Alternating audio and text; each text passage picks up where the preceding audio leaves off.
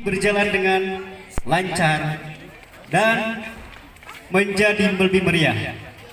Amin. Dan siap untuk menampilkan yang terbaik dari masing-masing.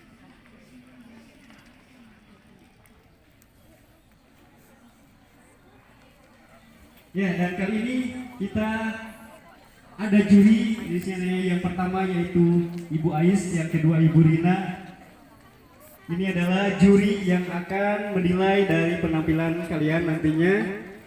Dan silahkan berikan penampilan yang terbaik dari kalian.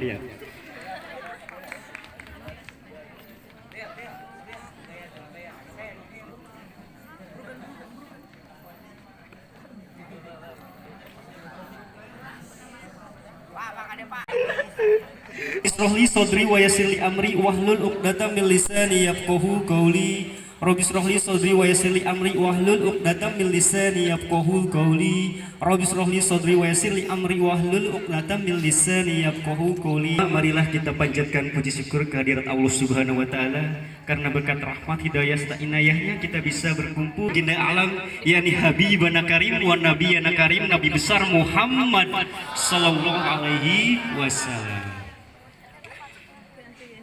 Yang anak-anak yang ibu cintai dan ibu banggakan, tak banyak yang akan ibu sampaikan di sini. Ini hanya mewakili dari Bapak Kepala Sekolah, karena sehubungan hari ini Bapak Kepala Sekolah ada kegiatan rapat subrayon ya. Jadi mungkin nanti kesini agak siang. Alhamdulillah yang mereka terpilih dari perwakilan kelasnya masing-masing, ibu ucapkan selamat ya, selamat, berikan tepuk tangan. Ibu ucapkan selamat kepada mereka yang menjadi perwakilan duta literasi kelas, yang nantinya kalian akan menjadi duta literasi sekolah untuk menumbuh kembangkan kemampuan atau memotivasi teman-temannya dalam membaca dan menulis. Ya, Bu, dari mana ini duta kelas dipilih? Nah, ujug-ujug, tidak ujug-ujug, bager, kasep, gelis, ya tidak. Dari mana? Dari penilaian wali kelas dan guru ketika membimbing GLS, Gerakan Literasi Sekolah. Berapa banyak yang dibaca oleh siswa itu dalam 1 bulan? Berapa buku maksudnya ya? Terus dalam meresensi, mereview, nah itu. Maka wali kelas memutus perwakilan untuk dijadikan duta literasi sekolah.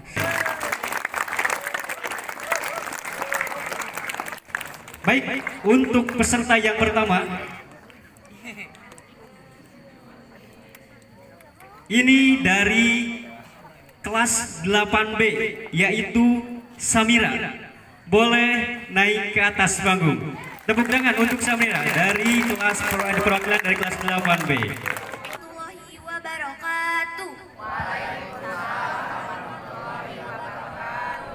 Halo semua, perkenalkan nama saya Samira dari kelas 8B dan ini teman saya bernama Nur Fadilah. Di sini saya akan mempresentasikan hasil resensi buku yang saya baca. Di sini adalah buku yang saya baca. Di sini terdapat pengarangnya yang bernama Tika Ikra Negara dan judulnya yaitu Keong Mas. Terdapat juga beberapa tokoh yaitu Chandra Kirana dan Raden Dinu Kertapati. Terdapat juga penerbitnya yaitu Bintang Indonesia. Halamannya sekitar 35 dan diterbitkan pada tahun 2010. Oke, jadi cerita ini menceritakan tentang kisah cinta segitiga di tahun 1041 Masehi yang lalu. Di kerajaan Panjalu yang dipimpin oleh Raja Kediri, yaitu ayah dari Chandra Kirana. Ibu dari Chandra Kirana ini sudah meninggal dan ayah Chandra Kirana ini dia memutuskan untuk membatalkan rencana itu dengan bantuan Nenek Gagak. Nenek Gagak ini adalah penyihir terhebat pada zaman itu. Dia meminta bantuan kepada nenek gagak itu untuk mengubah Canda Kirana menjadi seekor keong agar Canda Kirana tidak bisa berjodoh dengan Raden di negeri Papan. Hingga pada akhirnya nenek gagak itu pun mengubah Dewi Karna setelah memancing, tapi dia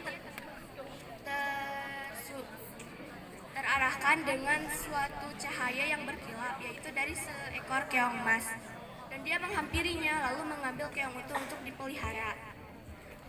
Setelah sampai di rumah nenek dadapan ini bersiap untuk tidur, dan lalu keesokan harinya besar yang terdapat seorang kakek. Dia menceritakan semua apa yang terjadi, lalu bertanya bagaimana caranya untuk menemukan pertunangannya itu. Kakek itu pun menyarankan untuk dia pergi ke desa Dadapan dengan semangat yang penuh 7F, yaitu Salma. Ya, silakan untuk Salma dari 7F boleh naik ke atas panggung. Tepuk tangan untuk Salma dari kelas 7. Nama pengarang Arya Satya Ikra Negara. Tahun terbit tidak ada, cetakan keberapa pun tidak ada. Jumlah halaman ada 128 halaman. Kemudian penerbitnya yaitu Lingkar Media Team. Sinopsis dari buku cerita ini adalah cerita ini mengisahkan seorang gadis bernama Bawang Putih yang hidup bersama ibu tiri dan saudara tirinya. Keseharian Bawang Putih selalu dibebani oleh pekerjaan yang berat, sedang berbanding balik dengan saudara tirinya yaitu Bawang Merah. Pada suatu hari, Bawang Putih bertemu dengan ikan mas jelmaan dewa yang membantunya membereskan pekerjaan. Namun sayang, Bawang Merah melihat kejadian itu dan melaporkan kepada ibunya. Keesokan harinya saat Bawang Merah kembali dari sungai, dia sudah membawa ikan mas yang berukuran cukup besar. Kemudian memperlihatkan kepada ibunya. Saat Bawang Merah kembali dari hutan, sudah mencari kayu bakar dan air. 7B, yaitu Risa. Untuk Risa silakan untuk naik ke atas panggung. Boleh tepuk tangan untuk Risa. Setelah saya baca judul buku 00, penulis Amelia Valencia. Ketebalan buku 280 halaman. Cetakan ketiga, diterbitkan pada September 2021. Penerbit Lovable. Buku ini menceritakan seorang gadis remaja bernama Lengkara yang satu persatu kebahagiaannya hilang. Seperti Lengkara selalu dituntut nilai 100 oleh orang tuanya. Jika nilainya kurang dari 100, Lengkara dihukum.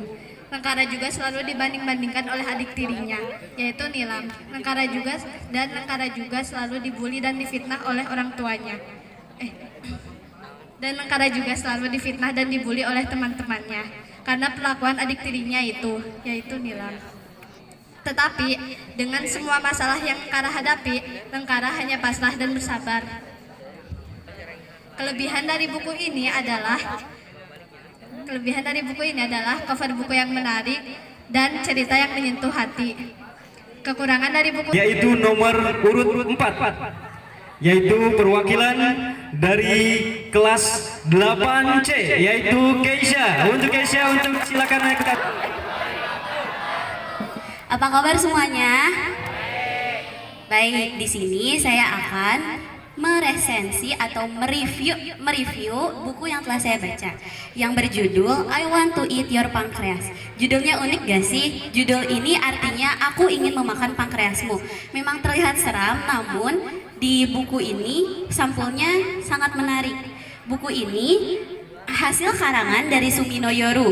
Buku yang saya baca ini yaitu cetakan ketiga yang diterbitkan oleh Haru Media versi Indonesianya, dan penerjemahnya ialah Hairun Nisa. Lalu pemeriksa bahasanya yaitu Andri Setiawan. Nah, buku ini memiliki tebal halaman 308 halaman, memiliki ukuran cetakan 13 x 19 cm. Nah, teman-teman penasaran gak sih sama isi buku ini? Buku ini memang memiliki judul yang sangat bisa dibilang seram. I want to eat your pancreas. Aku ingin memakan pankreasmu. Terlihat seperti kanibal, namun buku ini menceritakan tentang romans seorang pria bernama Shiga Haruki yang tidak sengaja menemukan buku diary berjudul Teman Si Sakit milik seorang wanita, yaitu Yamauchi Sakura. Buku diary ini berisi tentang penyakit pankreas yang diderita oleh Sakura yang sangat parah sehingga ia divonis hidupnya tidak lama lagi. Sakura meskipun dia divonis hidupnya tidak lama lagi, dia tetap bersemangat, dia tetap berceria, sering mengganggu Haruki, sering menjahili Haruki, sering menggoda Haruki, bahkan memikat hati Haruki. Nah, teman-teman, karena kejadian itu mereka menjadi berteman sangat dekat, hari ke hari, bulan ke bulan, hingga saat dimana Yamauchi Sakura masuk ke rumah sakit karena penyakit pankreasnya kambuh. Ia dirawat selama 2 minggu. Nah, saat dia dirawat, mereka sering sekali bertukar pesan. Setelah itu, saatnya ia keluar dari rumah sakit, mereka akan bertemu. Bisa dibilang mereka akan ngedate lah ya. Kenapa meninggalnya? Kenapa? Setelah itu, Haruki sebagai teman dekatnya sangat merasa terpukul. Bayangkan kalian memiliki teman atau sahabat tiba-tiba meninggal dunia karena orang lain. Kalian pasti sedih kan? Sedih gak? Sedih kan? Nah, di akhir cerita, Haruki tidak datang ke pemakaman Sakura karena Haruki tidak ingin terlalu berlarut-larut bersedih. Haruki tidak datang, namun setelah itu Haruki datang ke rumahnya Sakura. Ia datang menemui ibu Sakura, lalu ia bersedih, menangis dan mengeluapkan semua yang ia derita selama Sakura tiada.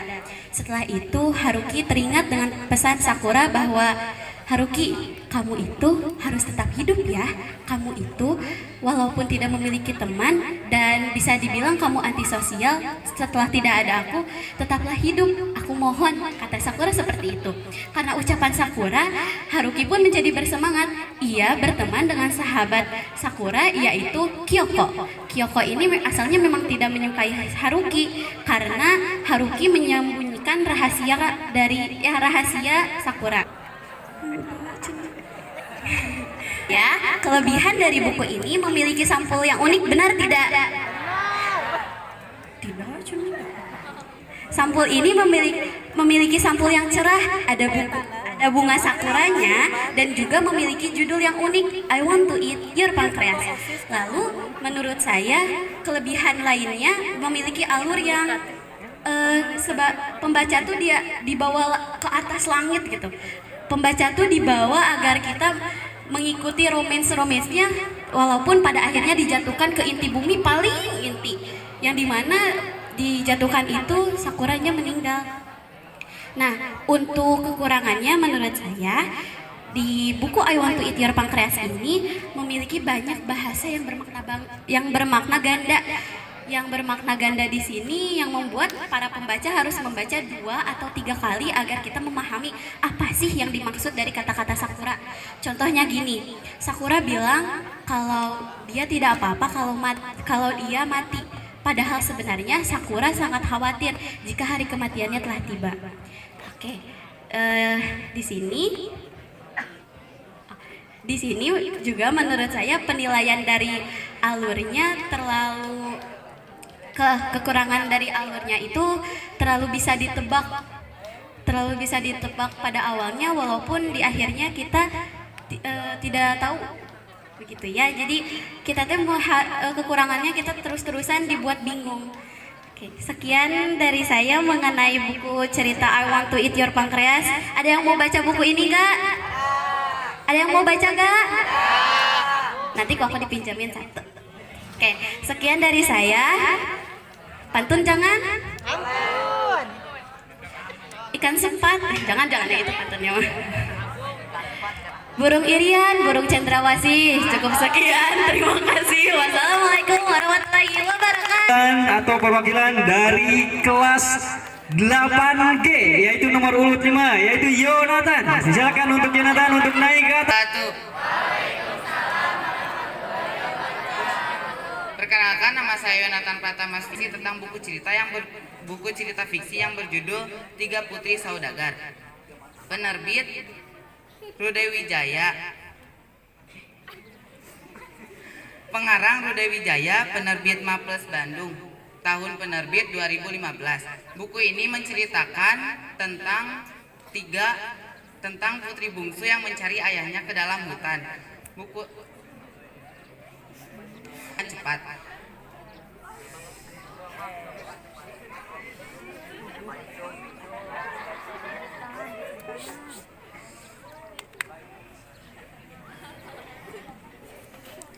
Putri masuk ke dalam hutan secara diam-diam, dan putri tersebut kelelahan dan tertidur pulas di bawah pohon. Saat terbangun, putri bungsu tersebut ternyata sudah berubah menjadi seekor burung. Ternyata mimpinya telah terwujud. Ternyata dia menemukan seseorang, yaitu ayahnya. Ternyata ayahnya telah pingsan dan terluka-luka. Mungkin ayahnya telah dirampok. Dan mimpi anak bungsu tersebut ternyata kenyataan. Lalu dia mencari pertolongan dan akhirnya bertemu seorang pangeran muda yang memberi tanda agar pangeran muda mengikuti putri bungsu. Setelah pangeran tahu bahwa putri bungsu mengasihi, akhirnya mereka berdua menikah. Dari kelas 8E yaitu atas nama Maya. Untuk Maya silakan naik ke atas panggung, boleh tepuk tangan. 96 halaman. Penerbit Bintang Indonesia. Penulis Tira Ikra Negara. Tahun terbit 2010, cetakan pertama. Saya akan sepil cerita manusia ular. Pada saat ada pendapat, karena Raja Ular Raksasa tidak mau dibentak oleh Sanggi, maka ia pun mengutuk Sanggi menjadi ular jadi-jadian. Namun ada hal positifnya, Sanggi menjadi awet muda sampai tua karena kutukan ular jadi-jadian itu. Pada akhirnya Sanggi pun mempunyai cucu. Cucu Sanggi terheran-heran mengapa kakeknya sudah tua namun masih muda. Ia pun bertanya pada kakeknya, "Kek, kenapa masih tua? Kok wajahnya masih muda? Bagaimana rahasianya? Caranya bagaimana?" Kakek Sanggi tidak memberitahunya karena itu adalah rahasia dia. Cucu Sanggi pun mendesak-desak terus Sanggi sampai ia pun tidak mau. Cucu Sanggi kesal, ia menyeret Sanggi ke tepi sungai dan ia membunuh Sanggi sampai kutukannya itu berpindah ke cucu Sanggi. Namun kutukannya berbeda, kutukannya menjadi ular untuk selamanya. Sanggi pun menyesal karena telah membunuh kakeknya. Ia pun hanya bisa hidup di sungai Mahoroy Kahayan sampai sekarang. Tamatnya dari cerita tersebut. Analisis temanya, orang yang terkena kutukan karena keserakahannya. Tokohnya Sanggi, orang pemberani dan penjaga rahasia. Ular raksasa keras kepala, baik, namun ia tidak mau dan kecewa. Amanat yang terakhir, kita jangan terlalu ingin mengetahui rahasia orang, apalagi sampai mendesak agar ia membukanya. Hal tersebut dapat merugikan orang itu dan juga dapat merugikan kita sendiri. Terakhir, evaluasi kekurangan dan arti ketika membacanya. Sekian dari saya, mohon maaf bila ada perkataan yang kurang jelas.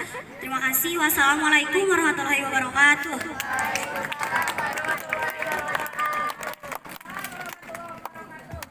Tepuk tangan sekali lagi untuk Maya, perwakilan dari kelas 8B. Baik, untuk selanjutnya yaitu nomor kelas 7C atas nama Siti Julfa. Untuk itu silakan untuk naik ke atas panggung atas nama. Saya yang bernama Laila. Untuk cerita literasi, saya sudah membaca buku yang berjudul Bambablet.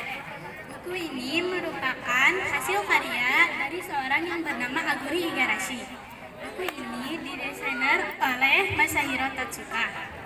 Buku ini memiliki tebal halaman sekitar 222 halaman. Buku ini memiliki cerita tentang seorang gadis SMA yang mengikuti pertandingan senpol, tetapi ia dicurangi oleh pihak lawannya. Ia dikunci di gudang oleh tiga orang penggemar lawannya. Tetapi lawannya membantunya untuk keluar. Saat mereka digantikan, meskipun kakinya merasa kesakitan karena tidak ada yang dapat menggantikannya. Dan pada akhirnya, ia mendapatkan skor seri bersama lawannya. Amanat yang dapat dipetik dari buku ini adalah kita tidak boleh melakukan kecurangan ketika bertanding atau melakukan hal apapun.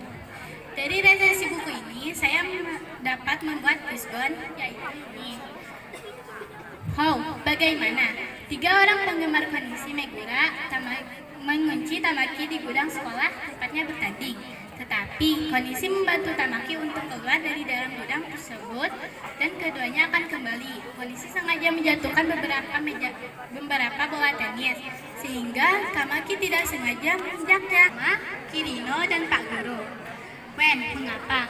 Karena kondisi ingin mendapatkan kemenangan saat melawan Tamaki.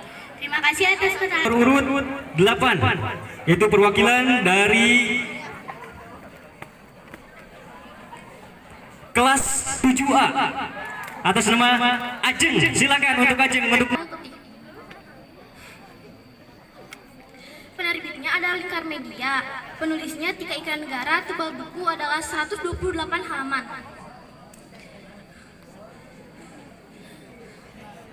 Langsung menikah dengan seorang janda beranak 1. Iri sangat kejam kepada Bawang Putih. Bawang Putih setiap hari disuruh mengerjakan pekerjaan rumah dan disuruh untuk menguruskan ibu tirinya dan juga kakak tirinya yang bernama Bawang Merah. Kakaknya terjepit di bebatuan. Saat melihat itu, ia langsung membantunya. Ternyata itu adalah ikan mas yang ajaib. Setiap dia mencuci pakaian ke danau itu, ikan ajaib itu pasti akan membantunya mencuci pakaian tersebut. Setelah beberapa lama kemudian, Bawang Merah mengetahuinya bahwa Bawang Putih dibantu ikan mas yang ajaib. Bawang Merah tidak setuju kalau misalnya dia dibantu oleh Bawang Merah. Dia merencanakan untuk membunuh dan memakannya. Dia merencanakan hal buruk itu bersama ibu tirinya. Ibu tirinya merencanakan untuk menyisakan tulang ikannya untuk dipasang Bawang Putih.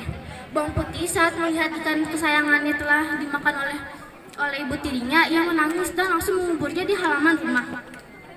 Saat ia telah menguburnya, beberapa hari kemudian muncul bunga-bunga di atas kuburan itu. Saat itu dia kakak tirinya dan juga ibu tirinya. Dan mereka muncul sisik-sisik di dalam tubuhnya. Semakin digaruk semakin gatal dan semakin banyak, semakin menjerit, semakin perih dan juga semakin sakit. Beberapa lama kemudian setelah itu sang pangeran langsung mengajaknya untuk pergi ke istana dan menikah menikah bersama Bawang Putih. Bawang Putih menerimanya dengan sangat amat senang dan mereka hidup bahagia. Menurutku ceritanya 9 yaitu perwakilan dari kelas 8F atas nama Intan. Untuk itu silakan Intan naik ke atas panggung. Boleh tepuk tangan untuk Intan dan rekannya. Berdirinya di sini saya mau mempresentasikan sebuah resensi buku yang sudah saya baca. Judul buku Timun Mas dan Raksasa. Nama pengarang Heru Kurniawan dan Endang Kusumaningrum. Tahun terbit 2021. Cetakan ke pertama. Jumlah halaman 50 halaman. Nama penerbit Buana Ilmu Populer. Sinopsis. Di sebuah desa hiduplah seorang janda yang bernama Borondo. Ia tinggal sendiri. Pada suatu hari ketika ia sedang berkebun, datanglah seorang raksasa yang memberinya biji mentimun. Raksasa itu berkata bahwa nanti dia akan meminta balasannya. Borondo menanam biji mentimun itu hingga berbuah. Ketika ia memanen buah itu, tiba-tiba di dalamnya terdapat seorang bayi perempuan.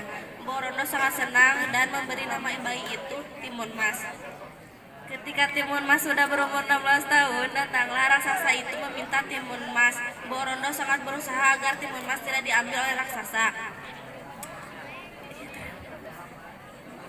Namun, Borondo menyuruh untuk melarikan diri dengan membawa biji mentimun dan terasi. Ketika raksasa mendekat, Timun Mas melempar biji mentimun kepada raksasa, lalu muncullah kebun mentimun. Raksasa memakan mentimun itu. Kemudian Timun Mas melemparkan sebuah terasi udang, lalu muncullah sebuah lubangan lumpur. Tidak lama dari itu raksasa tenggelam di lubangan lumpur itu dan Timun Mas kembali kepada ibunya dengan selamat. Penilaian, kelebihan dari cerita itu bahasanya ringan, mudah untuk dipahami dan mempunyai gambar yang menarik untuk dilihat. Kelemahan cerita ini terlalu berat dibaca oleh anak-anak karena banyak mengandung unsur-unsur kekerasan. Assalamualaikum warahmatullahi wabarakatuh. Perwakilan dari kelas 7I yaitu atas nama Selvia dan rekannya. Boleh tepuk tangan.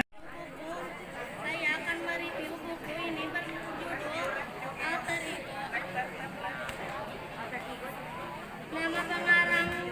Nama pengarangnya adalah Rani Puspita. Nama penerbit adalah Lintas Kata. Tahun penerbitnya adalah 2015. Cetakan sederhana karena masih dapat dimengerti dengan baik. Alur ceritanya juga seolah pembaca dibuat untuk berpikir dan menebak siapa yang menjadi penjahatnya. Bisa dibilang novel ini mengandung cerita kehidupan remaja dengan bumbu romansanya seperti cerita pada umumnya. Selanjutnya boleh tepuk tangan dulu untuk perwakilan dari kelas 8A. Nursyahrini, silakan untuk naik ke atas panggung. Boleh tepuk tangan. Nama saya Nursyahrini, perwakilan duta literasi dari kelas 8A. Di sini saya akan meresensi satu buku cerita yang berjudul Raksasa Jahat Menagih Janji atau seringkali disebut Timun Mas. Penerbit dari buku ini adalah Lintas Media. Penulis Sinta Magdalena. Buku 128 lembar. Alur dari cerita ini adalah alur maju karena menceritakan setiap kejadian dari awal sampai akhir.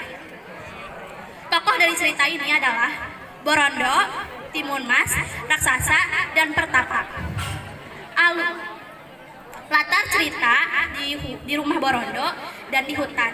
Di hutan ketika Borondo bertemu dengan raksasa dan Timun Mas dikejar oleh raksasa. Jalan cerita. Pada zaman dahulu ada seorang janda tua bernama Borondo. Pekerjaannya hanya mencari kayu di hutan. Ia sudah lama sekali ingin mempunyai anak, tetapi anak ya, aku bisa mengabulkan permintaanmu, tapi ada syaratnya. Jika anakmu sudah berusia 16 tahun, kembalikan kepadaku, akan kujadikan santapan. Tanpa berpikir lama, Borondo menerima syarat-syarat itu dan mengambil biji timun yang diberikan raksasa. Borondo bergegas pulang dan menanam biji timun itu. Tidak berapa lama, biji timun itu tumbuh besar dan berwarna keemasan. Borondo memetik timun itu dan memotong dengan berhati-hati. Dan ajaib, ternyata di dalamnya ada seorang bayi perempuan yang cantik. Dan Borondo namakan Timun Mas. Beberapa tahun kemudian Timun Mas tumbuh besar dan menjadi gadis berusia 16 tahun. Borondo gelisah atas janjinya kepada raksasa. Dan ketika Borondo tertidur, ada suara goib. Bukit gundul, bukit gundul, bukit gundul. Dan pada keesokan harinya, Borondo ke Bukit Gundul dan menemui sang Pertapa. Pertapa itu memberikan 4 bungkus kecil yang berisi jarum, garam, terasda, timun mas. Dan benar saja keesokan harinya, raksasa datang menagih janji. Raksasa melihat timun mas ada di belakang rumah. Raksasa bergegas mengejar. Penulis kurang jelas menggambarkan sifat atau karakter para tokoh secara detail. yaitu perwakilan dari kelas 8H atas nama Najla. Untuk disilakan untuk Najla. Saksikan buku yang telah saya baca. Judulnya adalah A+, nama pengarangnya Ananda Putri. Tahun terbitnya 2023, cetakan yang ke-6. Jumlah halamannya 396. Nama penerbitnya Lovable dan Romansius. Selanjutnya saya akan menceritakan sinopsisnya. Novel ini temanya coming of age dan sudah ada seriesnya. Novel ini menceritakan tentang 5 murid Bina Indonesia yang menantang kepala sekolah untuk menghapus sistem peringkat. Cerita bermula dari murid pindahan bernama Kalipso Dirgantari yang biasa dipanggil Kai, menembus peringkat pertama soal tryout ujian nasional yang disembunyikan oleh kepala sekolah. Masalah semakin rumit ketika Kai menuntut kepala sekolah untuk menghapus sistem peringkat karena selain membuat tekanan kepada para murid kelas 12 SMA Bina Indonesia, peringkat itulah yang membuat SPP sekolah tidak masuk akal. Dan ada 4 murid lainnya yang ingin membantu Kai dalam misi ini, yaitu Re, Kenan, Ale, dan Aurora. 5 murid terbaik Bina Indonesia kini telah bersatu. Mereka berencana untuk menyabotase soal tryout selanjutnya dan membagikan semua karena banyak sekali pelajaran yang dapat kita ambil dari buku ini. Dan juga isinya tidak ada gambar apapun, penuh dengan tulisan.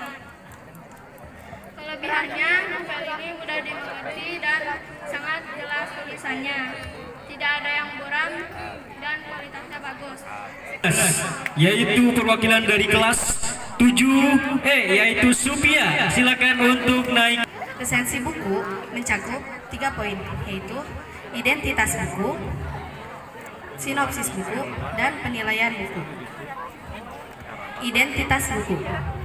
Judul buku Malin Kundang, pengarang Moh Isnaini, penerbit Jakarta Alex Media Komputindo, tebal buku 16 halaman. Setelah Malin Kundang dewasa, dia berpamitan kepada ibunya untuk mencari uang dengan menggunakan kapal pesiar.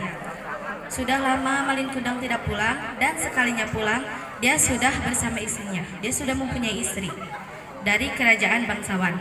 Saat Malin Kundang sampai di kampung halamannya, saat turun dari kapal, ibu Malin Kundang berteriak, "Anakku Malin, anakku Malin." Tetapi Malin Kundang mendorong dan mencaci maki ibunya, terutama ibunya.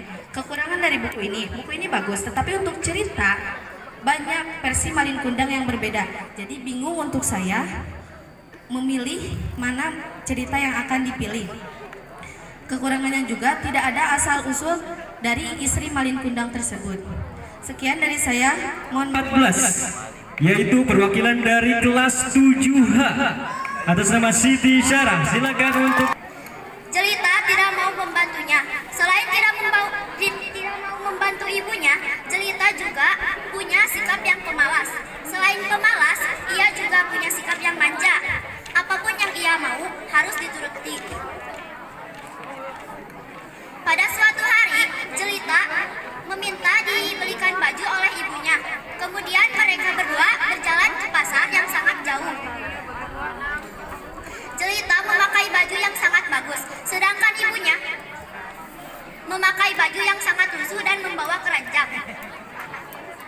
Pada saat di perjalanan, ada seorang pemuda yang bertanya kepada Jelita, "Wahai gadis cantik, apakah yang berjalan?" Kelebihannya adalah mempunyai pesan moral yang sangat bermakna untuk kita, dan kekurangannya adalah gambar yang sangat. Perwakilan atau nomor 15, yaitu perwakilan dari kelas 7G atas nama Siti Ardelia. Silakan untuk. Halaman ada 64 halaman, juga jilid depan dan jilid belakang. Penerbit dari buku ini adalah Serbajaya Surabaya. Di dalam buku ini menceritakan tentang seorang putri duyung yang sangat suka bermain di atas permukaan laut atau di pulau-pulau lainnya. Ketika pulang, ia melihat ayah bernama Dewa Triton. Dia sangat cemas, Dewa Triton sangat cemas terhadap keadaan Ariel yang senang bermain di atas permukaan laut. Dewa Triton selalu mengingatkan hati-hati terhadap manusia. Ariel pun sangat penasaran apa itu manusia karena sebelumnya dia tidak tahu apa itu manusia. Setelah Ariel tahu apa itu manusia, Ariel pun sangat kecewa dengan manusia yang ia kenal karena manusia yang ia tahu ingin menculiknya dan menjualnya ke pertunjukan sirkus. Tetapi di situ ada satu temannya yang bernama Pete. Ia berusaha untuk menyelamatkan Ariel dan mengembalikannya ke tepi laut. Saat itu Pandai atas nama Alia, silakan untuk naik ke atas panggung. Waalaikumsalam warahmatullahi wabarakatuh. Perkenalkan, nama saya Alia Bilkis dan rekan saya yang bernama Safira Putri Nur Aini. Saya di sini adalah perwakilan dari kelas 8D untuk mengikuti duta literasi. Di sini saya sudah membaca buku yaitu The Devil of Cinema. Saya akan membacakan hasil resensi saya dari buku ini. Judul buku The Devil of Cinema. Nama pengarang Imam Marsha. Tahun terbit 2009, cetakan ke pertama, jumlah halaman 244 halaman. Nama penerbit Gagas Media. Awal mula selesai wisuda, Widya diajak teman-temannya untuk menginap di apartemen barunya Dian dan ayah yang harus segera balik ke kantor untuk mengurus pekerjaannya. Jadilah Bunda Widya pulang hanya ditemani oleh Pak Supir yaitu Pak Maman. Saat Widya dan teman-temannya sedang bersiap-siap pergi ke klub, Widya mendapat telepon dari pihak rumah sakit yang mengatakan bahwa bundanya mengalami kecelakaan. Singkat cerita, bundanya mengalami koma dan Widya sering membacakan buku cerita untuk bundanya tersebut. Saat Widya dan teman-temannya sedang membeli vas bunga dari kejauhan, Widya melihat seorang bapak tua yang sedang kehausan. Widya pun karena kasihan, Widya menanyakan kepada si setan, mengapa aku ada di California? Karena si setan yang sedang merasuki tubuh Ananta sedang melaksanakan kuliah. Jadi Widya akan kembali ke tempat yang ada si setan tersebut. Widya yang mendengar percakapan Om Wildan dengan Ananta bahwa Om Wildan menikahkan Ananta agar bisa menguasai aset perusahaan ayah Widya. Lalu setelah itu Om Wildan akan membunuh ayah Widya. Jadi Widya pulang ke Jakarta dan mengajak ayahnya pindah rumah untuk menghindari Om Ananta dan Om Wildan. Setelah 8 bulan, Ananta pulang ke Indonesia untuk mencari Widya, tetapi tidak ketemu. Sedih dan harus tetap semangat menjalani kehidupan. Sekian dari saya, Alia Bilkis. Wassalamualaikum warahmatullahi wabarakatuh. Yaitu perwakilan dari kelas 7B, yaitu Siti Karimah. Silakan untuk naik ke atas. Perkenalkan, nama saya Siti Karimah Nur Ramadania, perwakilan dari kelas 7D. Kali ini saya akan menjelaskan beberapa teori yang telah saya baca selama ini. Yang pertama, saya akan menjelaskan identitas buku, sinopsis buku, penilaian saya, dan tujuan mengapa buku ini dicipta. Identitas buku, penerbit CV Buana Raya, penulis R. Utami, cetakan Perda Aceh yang ingin memenang Putri Kacamayang. Diutuslah suruhan dari Raja Aceh menuju kerajaan Gasif. Sang kerajaan itu Gasif. Ujar Panglima utusan Aceh, "Wahai Raja, aku diutus dari Raja Aceh untuk menyampaikan pesan bahwa Raja Aceh ingin memenang putrimu, yaitu Putri Kacamayang." Ujar sang raja, "Mohon maaf Panglima, putriku belum siap untuk menikah. Sampaikan permohonan maafku kepada sang raja." Panglima dari Aceh pun pulang dengan kabar bahwa memenangannya ditolak oleh Raja Gasif. Raja Aceh pun yang mendengar tolakannya pun merasa marah dan ingin membalaskan dendamnya dengan menyerang kerajaan Gasif. Karena Raja Gasif sudah mempersiapkan alat perang karena tahu ia akan diserang oleh Raja Aceh. Raja Aceh pun dengan panglima-panglimanya dan 2 gajah menuju ke kerajaan Gasif. Panglimanya yang bernama Panglima Ganglam pun maju ke depan dan berkata, "Sumpahlah, aku ingin membalaskan dendam atas kekalahanku." Setelah itu, Panglima dan Raja Aceh pun pulang menuju kerajaan Aceh dengan mencuri Putri Kacamayang.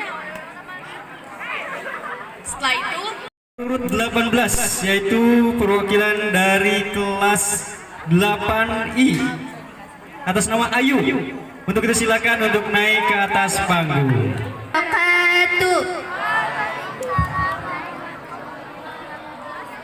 Perkenalkan, nama saya Ayu Wahyuni dari kelas 8I dan teman saya Meli Nur Hayati. Pada kesempatan kali ini saya akan menyampaikan mengenai hasil resensi buku yang telah saya baca. Buku kali ini berjudul Burung Bangau yang Serakah dan Ikan Kecil yang Cerdik, yang ditulis oleh Nisbulaya Sofi Febrina, SAG. Buku ini diterbitkan oleh Lintas Media yang merupakan cetakan pertama pada tahun 2018. Buku ini memiliki tebal halaman sebanyak 128 halaman. Dongeng yang berjudul Burung Bangau yang Serakah dan Ikan Kecil yang Cerdik ini menceritakan tentang seekor burung bangau yang sedang kelaparan. Pagi hari yang cerah, terdapat sekumpulan ikan kecil yang sedang bermain-main dengan lincah di sisi danau. Tanpa disadari, datanglah seekor burung bangau terbang melesat ke arahnya dan siap untuk melahapnya. Sang ikan yang berada dalam paruh bangau tidak mau menyerah.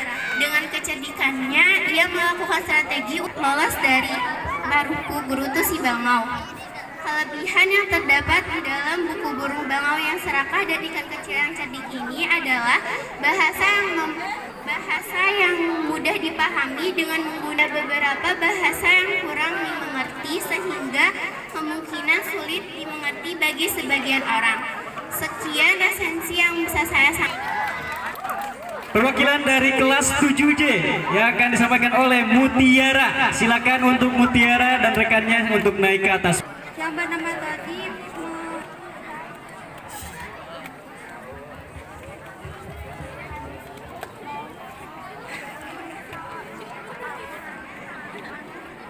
penjara karena mengambil sepeda motor. Guru agama di sekolah tersebut merasa sedih dan mencari jalan untuk